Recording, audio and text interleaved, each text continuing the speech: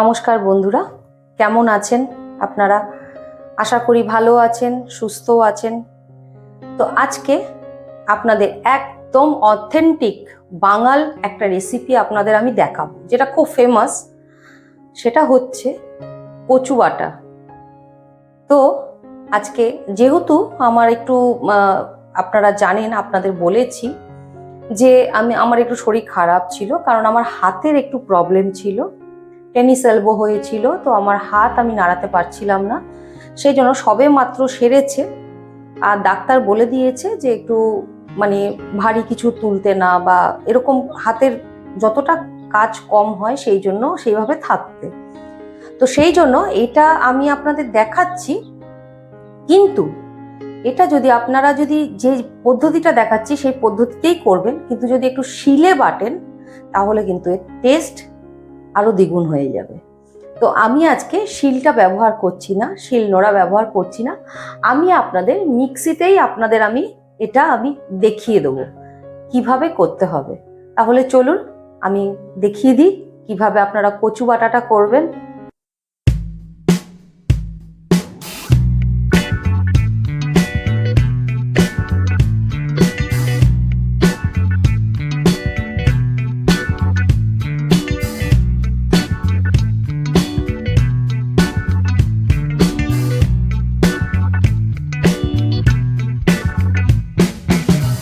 প্রথমে নিয়ে নিচ্ছি, এখানে মান কচু রয়েছে। মান কচুটাকে এইভাবে আমি কিন্তু একটু কুড়িয়ে নিয়েছি।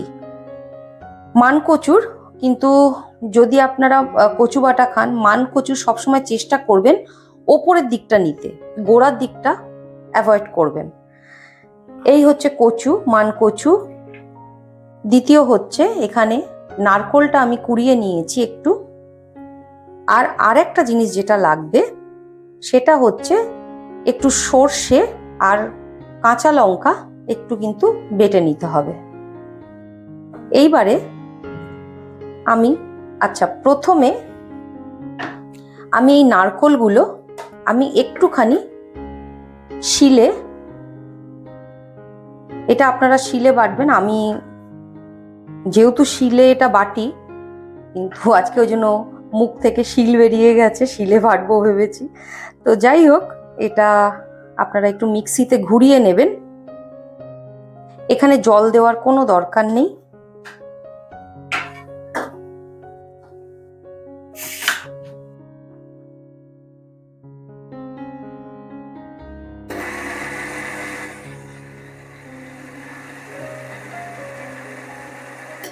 নিয়ে নিচ্ছি এই মান কচুটা, এরম ভাবে জল থেকে চিপে মিক্সিতে দিয়ে দিচ্ছি।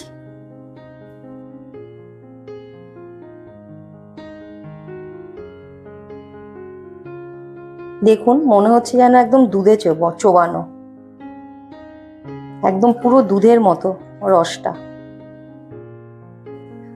এই যখন কচুটা আপনারা এইভাবে চিপড়ে নেবেন, তখন যদি দেখেন হাত কুটকুট করছে বা কিছু, তাহলে কিন্তু আমি বলবো এটাকে একদম অ্যাভয়েড করার জন্য।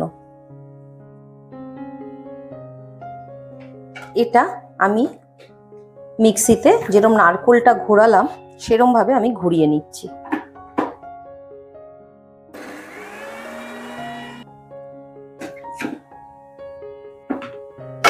দেখুন, কচুটা একটু একদম কিন্তু মিহি হবে না, যেরকম নারকোল কোরানো হয় সেই রকম হবে। দিয়ে দিচ্ছি নারকেলের মধ্যেই কচু বাটাটা।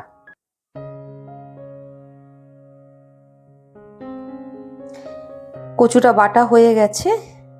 এবারে দিয়ে দিচ্ছি এর মধ্যে সর্ষে আর কাঁচা লঙ্কা বাটাটা,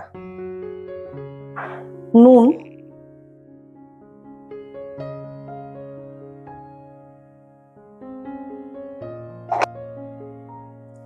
এর মধ্যে দিয়ে দিচ্ছি একটু চিনি, দেব একটু সর্ষের তেল। এবার এগুলো সব কিছু দিয়ে এটা আমি বেশ ভালো করে মেখে নেব।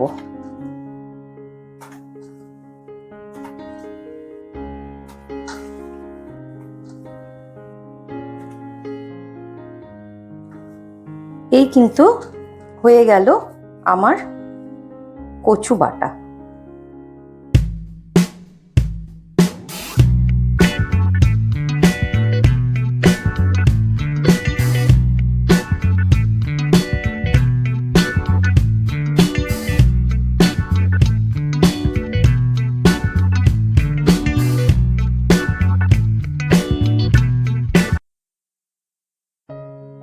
তাহলে আজকে আপনারা দেখলেন একদম অথেন্টিক বাঙাল রান্না।